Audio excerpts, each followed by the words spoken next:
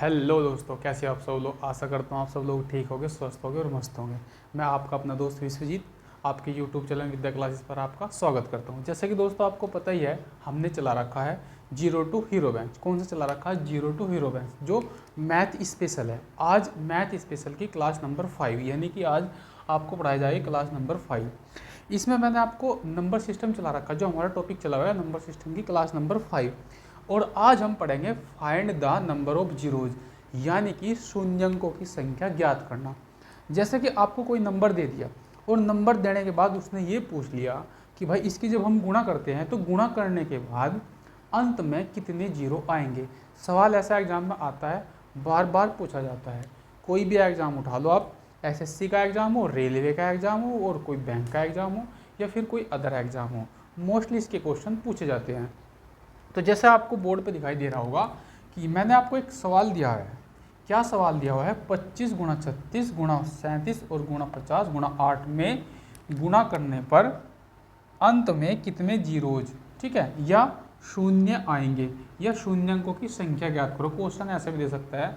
लगभग सभी क्वेश्चन में इसकी लैंग्वेज एक जैसी होने वाली है, ठीक है बेटा।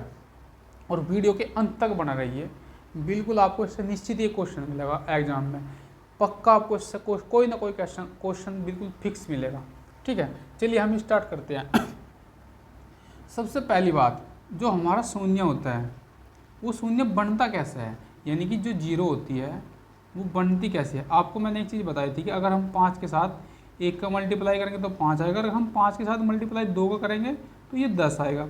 इसका मतलब हुआ, और फिर आगे थोड़ा सा पढ़ लो, 5 के साथ 3 करोगे तो 15 आएगा, और 5 के साथ मल्टीप्लाई 4 करोगे तो आएगा आपका 20। तो आपको पता लग गया यहाँ से कि अगर हम सम संख्या की मल्टीप्लाई करते हैं तो 5 के साथ जीरो आती है, ठीक है। इसका मतलब जो हमें जीरो मिलेगी वो जीरो मिलेगी 5 गुणा 2 से, क्योंकि देखो 4 में भी 2 का मल्टीपल है नहीं है।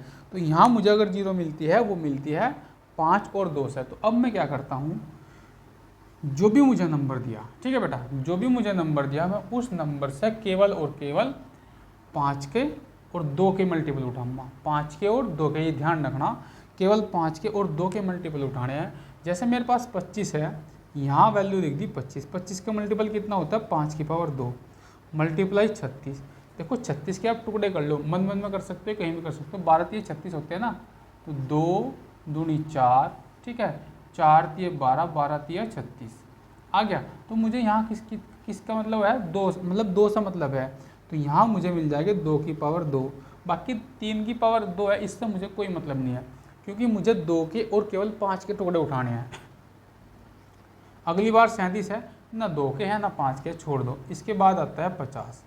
50 आप समझ गए, 2 के भी है और 5 के भी है। 2, ठीक है, 2 पंजे 10 और 10 पंजे 50। यहाँ 2 के टुकड़े तो आते हैं 1 और 5 के टुकड़े निकल कर आते हैं 2। ध्यान रखना, 2 का टुकड़ा आया 1 और 5 के टुकड़े आए 2। इसके बाद में अगला नंबर है 8 का। 8 का सभी को पता है 2 की पावर 3 होता है, तो ये होता है 2 की पावर 3। अब मैं 2 के टुकड़े अलग लिख लूँगा और 5 के टुकड़े अलग लिख लूँगा। तो यहाँ 2 के टुकड़े आए मेरे 3, 1 ये रहा 4 और 3 ये रहे, इन सबको जोड़ लेंगे, ये आ गया आपके 2 की पावर 7 और मल्टीप्लाई फिर 5 के जोड़ेंगे। देखो 2 और 2 4, यानी 5 की पावर आ गया आपके 4। तो इसमें आपको वो लेना जिसकी भी पावर सबसे छोटी होगी, या तो 5 या 2 में से, ध्यान रखना 5 या 2 में से जिसकी घात यानी कि पावर, जिसकी घात या पावर कम होगी, इसकी घात या पावर कम होगी, वही आपका आंसर होगा। क्या होगा बेटा? वही आपका आंसर होगा। बताओ जल्दी, समझ में आया या नहीं आया? ठीक है, तो इसका आंसर क्या आएगा? 4, ठीक है। तो यहाँ 5 की पावर कितनी है? 4। तो आपका जो आंसर आया वो आएगा आपका 4। तो नंबर ऑफ जीरो अगर क्वेश्चन पूछा तो कितनी जीरोज होंगी? नंबर ऑफ जीरोज, तो नंबर ऑफ जीरोज आएगा 4 आंसर। जब आप इस सवाल का मल्टीप्लाई करोगे तो अंत में जो जीरो आएंगी वो आएंगी 4। चाहे आप कैलकुलेटर से अपने मोबाइल में करके देख सकते हो, ठीक है।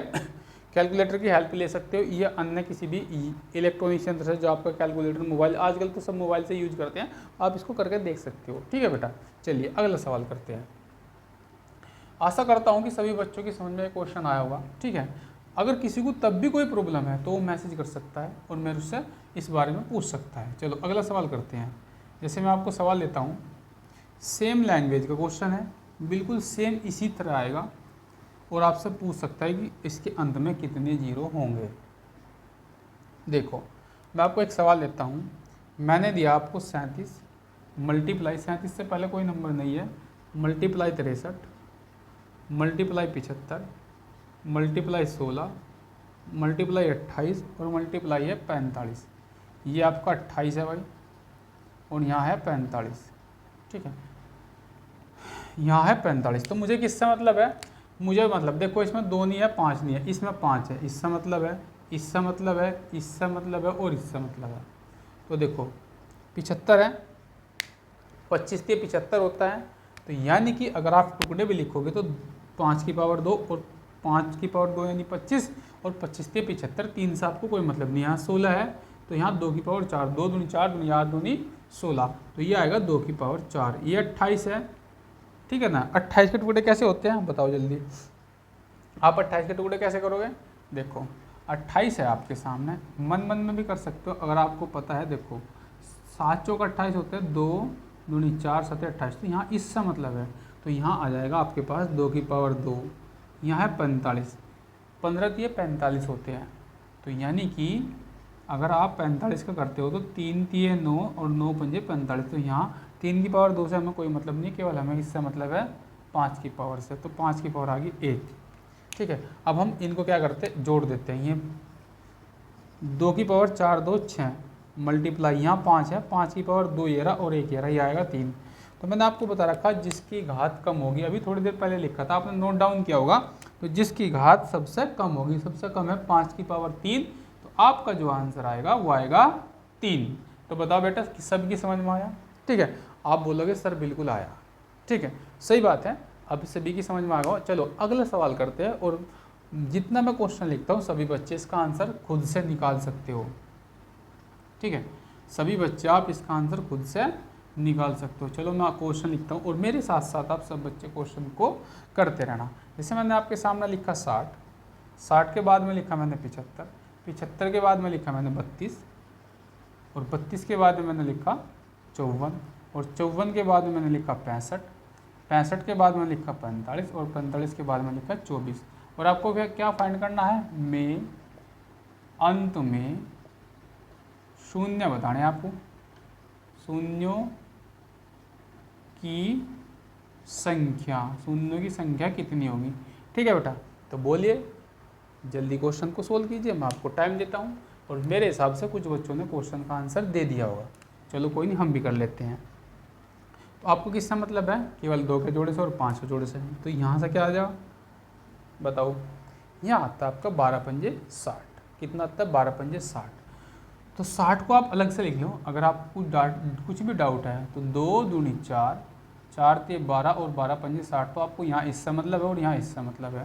तो यहाँ मिल गया 2 की पावर 2 मल्टीप्लाई 5 की पावर 1। किसी को कोई डाउट, कुछ नहीं डाउट। ठीक है बेटा, किसी को कोई डाउट है तो आप बोलोगे नो सर। चलिए यहाँ क्या आएगा 25। तो बेटा ये क्या है 25। अभी मैंने इससे पहले क्वेश्चन कराया था, सॉरी 75। अभी मैंने इससे पहले 75 वाला कराया था। तो 25 के 75 होता है, ऐसा था 5 गुणा 5 गुणा 3। यहाँ आपको 5 की पावर 2 से मतलब है।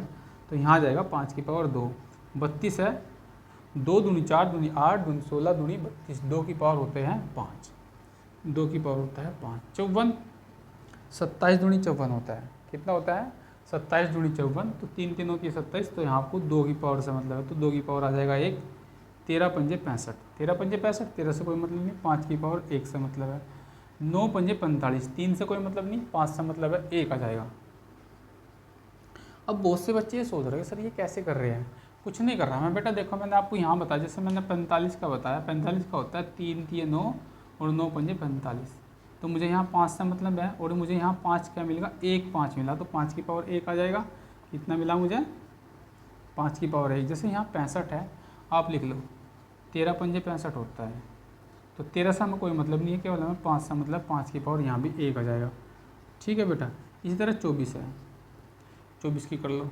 ठीक है, जिसकी समझ में नहीं आ रहा वो मैसेज कर सकता है, कुछ भी डाउट हो वो पूछ सकता है। वैसे तो मैं आपको बहुत धीरे से पढ़ा रहा हूँ, बहुत आसान तरीके से बता रहा हूँ। जैसे 24 है तो बताओ 24 का क्या आएगा। तो 24 क्या होता है, 12 दूनी 24, तो 2 दूनी 4, ये 12, ठीक है, नहीं ऐसे कर ले, 8 3 24 कर लेते हैं। तो यहाँ से हमें क्या मिलेगा, 2 दूनी 4 दूनी 8 या 24। तो आपको क्या मतलब है, 2 की पावर 3 से, तो यहाँ मिल गया आपको 2 की पावर 3, और 3 की पावर चाहे कुछ भी, उससे मतलब नहीं है। देखो मैंने सारे जोड़े, 2 के 5 के 2 के 5 के निकाल दिए। अब आप क्या करो, इन सबको जोड़ लो, 2 वाला एक तरफ जोड़ो, ये 2 वाला, ये 2 वाला, ये 2 वाला और ये 2 वाला, तो 2 की पावर कितने आ जाएगी यहाँ, 3 और 5, सॉरी 2 और 5 7, 7 और 1 8, 8 और 3 11। आप ऐसे भी जोड़ सकते हो अगर आपको कुछ भी डाउट हो। देखो ये वाला और फिर ये वाला, ठीक है, 5 और 2 7, 7 और 1 8 और 3 11, 2 की पावर आ गई आपकी 11।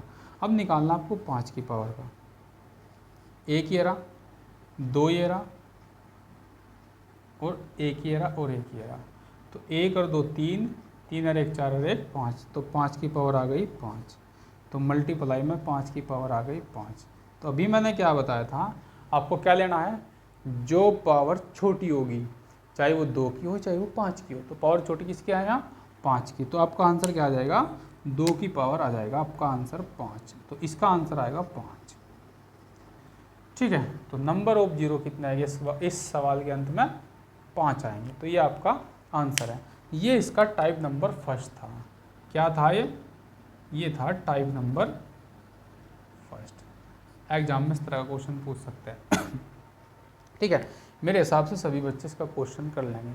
ठीक है बेटा, तो आप बोलोगे हाँ, तो जी सर आगे हमें बताओ कि इसका टाइप नंबर 2 कैसा होगा। अब हम टाइप नंबर 2 बताते हैं।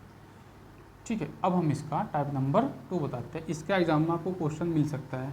अब बेटा देखते हैं टाइप नंबर 2 में कैसे पूछता है। जैसे मैं आपके सामने एक क्वेश्चन लिखता हूँ, मैंने आपके सामने एक क्वेश्चन लिखा कि हमारा क्वेश्चन ये है, प्रथम 100 विषम, प्रथम 100 भी पूछ सकता है, 1000 भी पूछ सकता है, 50 भी पूछ सकता है, कुछ भी पूछ सकता है। प्रथम 100 विषम संख्याओं के गुणनफल के अंत में, ठीक है बेटा, वही बात है जो अभी मैं आपको बता रहा हूँ, यानी कि प्रथम 100 विषम संख्याओं के गुणनफल के अंत में कितने शून्य आते हैं, ये आपका सवाल है। कितने शून्य आते हैं, थोड़ी सी लैंग्वेज है, बाकी तो आप समझ सकते हो। कितने शून्य आते हैं, ये आपका सवाल है भाई। इस तरह के सवालों को करने के लिए हम क्या करते हैं, आप एक बार बताओ, आप विषम संख्या लिखोगे, जैसे 1 लिखा, मल्टीप्लाई, फिर 3 लिखा, फिर आपने 5 लिखा, फिर 7 लिखा, फिर 9 लिखा, फिर 11 लिखा, फिर 13 लिखा, फिर 17 लिखा, इस तरह फिर 15 लिखा, फिर यहाँ 17 लिखोगे, फिर 19 लिखोगे, इस तरह प्रक्रिया चलती रहेगी, यानी 99 तक। 99 नहीं, ज़्यादा आएंगे, कोई भी आओ कहीं तक आओ, मतलब नहीं है। लेकिन हमें यहाँ क्या है, क्योंकि हमें 100 लेनी है ना, ठीक है, 100 तो लगभग 199 के आसपास आएगा। आपको यहाँ एक बात का ध्यान रखना, जो सबसे मेन बात है कि भाई हमारा 5 तो इसमें आया, बिल्कुल सही आया 5, लेकिन 2 तो इसमें कहीं भी नहीं आता है, तो 0 कैसे बनेगा। बिल्कुल सही बात, पकड़ लिया आपने बात। कैसे पकड़ ली, क्योंकि 5 तो आया है, 0 नहीं, 2 नहीं आया है, और 0 तभी बनेगा अगर 5 के साथ कोई नंबर सम संख्या है। क्योंकि मैंने ये आपको इकाई के अंक में भी पढ़ा था, अगर 5 की गुणा मैं किसी भी सम संख्या के साथ करता हूँ तो इकाई का अंक हमेशा 0 आता है। तो इसमें कहीं 2 का अंक आया, कहीं नहीं आया, 2 के टुकड़े कहीं आए, कहीं नहीं आया, नहीं इसमें आने का, क्योंकि विषम संख्या का मतलब ही होता है कि इसमें कोई सम संख्या नहीं आएगी, और जब सम संख्या नहीं आएगी तो इसमें नंबर ऑफ जीरोज कितना आएगा, वो आएगा 0, यानी इसमें कोई भी 0 नहीं आएगा, इसमें कोई भी जीरो नहीं होगा। ये आपका आंसर आएगा, अर्थात ऑप्शन मिलेंगे 1 2 3 4, तो आपको 0 वाले पर टिक करना है, इसमें आंसर जो है वो 0 होंगे, इसमें कोई भी आपका नंबर ऑफ 0 नहीं आएगा। समझ गए। तो ये देखो कितना आसान क्वेश्चन था। ठीक है, चलिए बेटा अब हम थोड़ा सा आगे बढ़ लेते हैं। अच्छा क्वेश्चन है, जैसे वो सवाल देता है ये वाला, ये भी थोड़ा सा इम्पोर्टेंट सवाल है कि प्रथम 20 अभाज्य संख्याओं के गुणनफल के अंत में कितने शून्य आते हैं, कितने शून्य आते हैं, ये आपको बताना है। बहुत ही इजी सवाल है। आपको क्या करना है, देखो मैं सबसे पहले आपको बिल्कुल बेसिक तरीके से बताता हूँ, लिख लेता हूँ अभाज्य संख्या। सबसे पहले 2, क्योंकि सबसे छोटी अभाज्य संख्या केवल 2 होती है। 2 के बाद में फिर 3 आता है, फिर 5 आता है, फिर 7 आता है, फिर आपका 11 आएगा, फिर 13 आएगा, फिर आपका 17 आएगा, फिर 19 आएगा, 19 के बाद में फिर आपका 23 आएगा, और 23 के बाद में फिर आपका 29 आएगा, फिर 31 आएगा, फिर 33, 34, 35 ये तो हो जाएगा, 39 भी कट जाएगा, फिर 37 आएगा इसमें, और 37 के बाद में 41, 43, और फिर आपका आता है 53। देखो 20 हुई नहीं, 1 2 3 4 5 6 7 8 9 10 11 12 13 14 15, 59 आएगा, फिर 61 आएगा, फिर आएगा आपका 67, 71 और 73, इस तरह आके आ जाएंगे। देखो बेटा ये तो मुझे पता था, लेकिन फिर भी मैंने आपके सामने सारे नंबर लिख के दिखा दिए, ठीक है। क्यों? क्योंकि हमारा जो आंसर है वो इसी से रिलेटेड है। देखो कैसे आएगा, आपको पता है यहाँ 2 है और यहाँ 5 है, इसके अलावा और कहीं 2 का मल्टीपल है? बिल्कुल नहीं है और नहीं होने का, क्योंकि अगर इसके अलावा 2 का मल्टीपल कहीं और आ गया तो वो अभाज्य संख्या नहीं होने की। समझ गए? तो हम बात करते हैं अभाज्य संख्या की, और जब हम अभाज्य संख्या की बात करते हैं तो मैंने आपको बता रखा 2, इसमें 2 और 2 के अलावा और कोई भी नंबर नहीं है, मतलब 2 से वो कटने की नहीं संख्या, 2 से नहीं कटने की और नहीं वो किसी और से कटने की। अगर वो 2 से कटती है तो इसका मतलब अभाज्य संख्या नहीं है। तो आपके पास आया 2 और 5, जब 2 और 5 की गुणा करोगे तो क्या आएगा? 0 1 0 आएगा, बस और कुछ नहीं आएगा। जब आप इन सब का मल्टीप्लाई करो तो अंत में केवल 1 0 आएगा। कितना 0 आएगा? 1। ये ध्यान रखना, इस सवाल का आंसर आएगा 1। बहुत अच्छा सवाल था। अगर किसी भी बच्चे की समझ में अभी भी नहीं आया है तो मेरे से डिस्कस कर सकता है, पूछ सकता है, ठीक है। अब आते हैं टाइप नंबर 3 पे। टाइप नंबर 2 में थोड़े इसी तरह के सवाल आएंगे, विषम संख्या दे दिया, सम संख्या दे दिएगा, या फिर वहाँ तक बताओ कितना आएगा। अब आया समझ में? अब कर लेते हैं टाइप नंबर 3। ये टाइप नंबर 3 में बिल्कुल ख़त्म है टॉपिक, इसमें और कुछ नहीं है। देखो आ जाए टाइप नंबर 3। अब हम पढ़ते हैं टाइप नंबर 3। बहुत आसान सवाल है ये वाला। इसमें पूछ ले, जैसे मैं आपके सामने क्वेश्चन लिख दे रहा हूँ, प्रथम 100, ठीक है। प्रथम 100 प्राकृतिक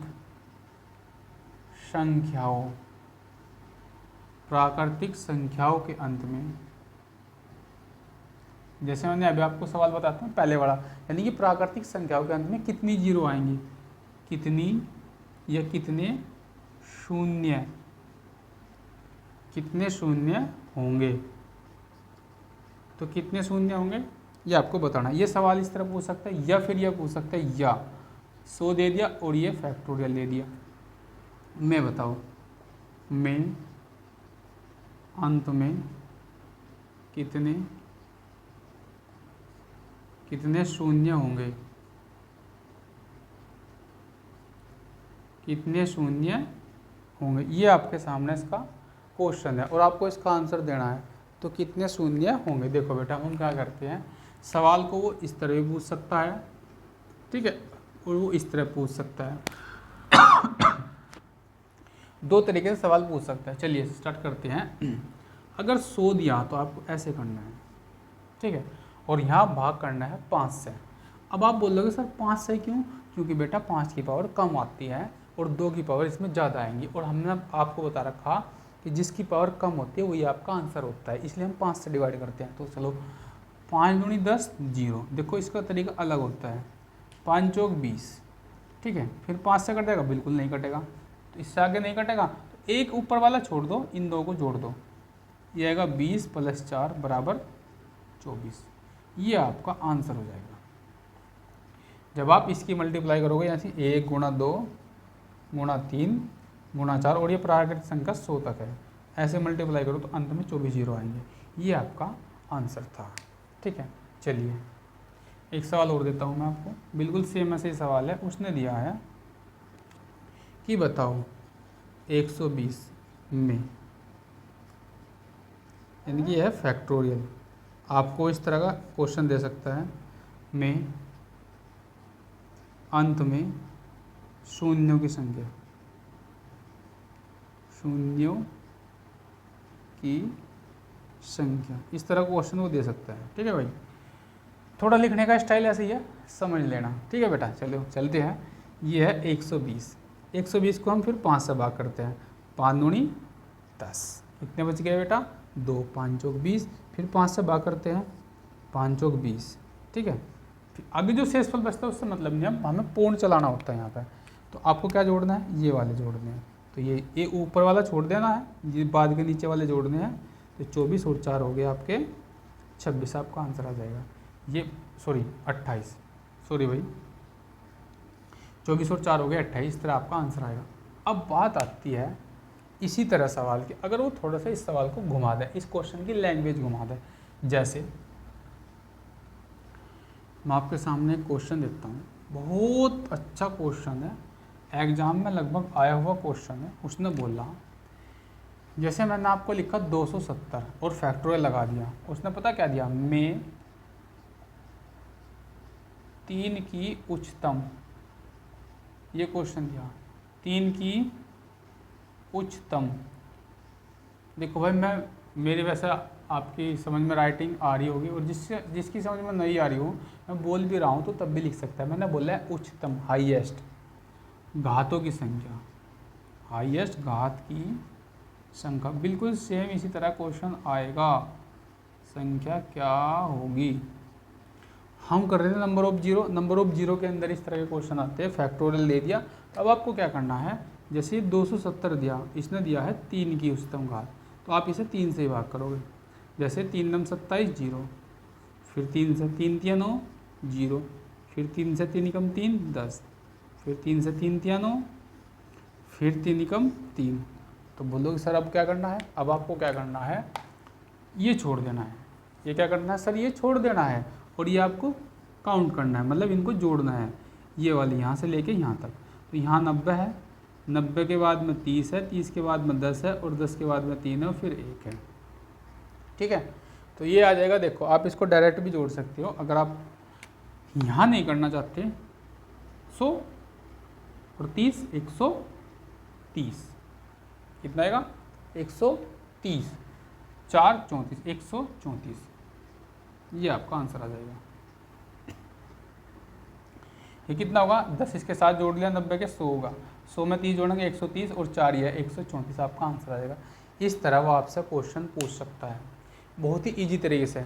या फिर आपको ऐसे दे सकता है, जैसे मैंने आपके सामने एक सवाल दिया, बिल्कुल सेम ऐसे सवाल देता हूँ, आप लोग क्या कर सकते हो बहुत ईजी तरीके से। मैं आपको फिर इसकी, जब ये टॉपिक कंप्लीट हो जाएगा, एक टॉपिक और है इसमें गुणनखंड, ठीक है, उसके बाद आपको फिर इसकी एक वीडियो मिलेगी, जब मैं इसके क्वेश्चन कराऊंगा। लगभग 20 क्वेश्चन होंगे, और उनका सॉल्यूशन कराऊंगा आपको, पूरा नंबर सिस्टम का, और ये नंबर सिस्टम का पूरा निचोड़ हो जाएगा यहाँ पर। ठीक है, एक सवाल और करते हैं हम। जैसे मैंने लिखा आपके सामने 540 और फैक्टोरियल में 5 की उच्चतम घात बताओ। हमें 5 की नहीं करनी, हम तो भाई 6 की करते हैं। 6 की उच्चतम घात बताओ, हमारी मर्जी। एग्जामिनर तो आपको ऐसे सवाल ले सकता है। तो बेटा आपको क्या करना है, 5 40 लेना है, फिर करना है 6 से, 6 नम 54, फिर 6 से करना है। देखो 6 नम 54 हम 0, यहाँ की 6 कम 6, और यहाँ 6 कम 6 यानी 3 बच गए, हो गए 0, 30 यानी कि 6 पंजे 30, फिर 6 से करो, 6 दूनी 12, कितना आएगा 6 दूनी 12, और कितना बच जाएगा, कुछ नहीं बचेगा आपका, और जो नहीं बचेगा उसे छोड़ देना है बेटा। ठीक है, तो यहाँ आपका आ जाएगा 2। अब आपको क्या करना है, इस ऊपर वाले को छोड़ देना, इनको काउंट करना है। ये आएगा 17, तो 90 और 17 हो गए 107, 90 + 15 + 2, तो कितने हो गए 107, आपका आंसर आ जाएगा। तो बेटा ये हमारी आज की वीडियो थी, बहुत छोटी सी वीडियो थी। अब इसमें एक टॉपिक और रह गया, वो है हमारा अभाज्य गुणनखंड। क्वेश्चन पूछ सकता है अभाज्य गुणनखंड। ठीक है, तो ये थी हमारी आज की नंबर ऑफ जीरो की क्लास। जो आज मैं आशा करता हूँ कि सभी बच्चों की समझ में आया होगा।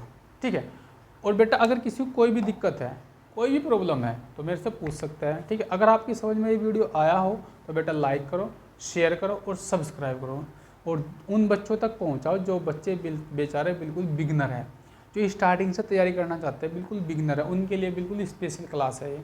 वो आराम से इस वीडियो को सीख सकते हैं, इस वीडियो से बहुत कुछ सीख सकते हैं। ऐसे क्वेश्चन हैं जो आपको एग्जाम में पक्का मिलेंगे। ठीक है, तो बेटा आप वीडियो देखने के लिए धन्यवाद। जय हिंद।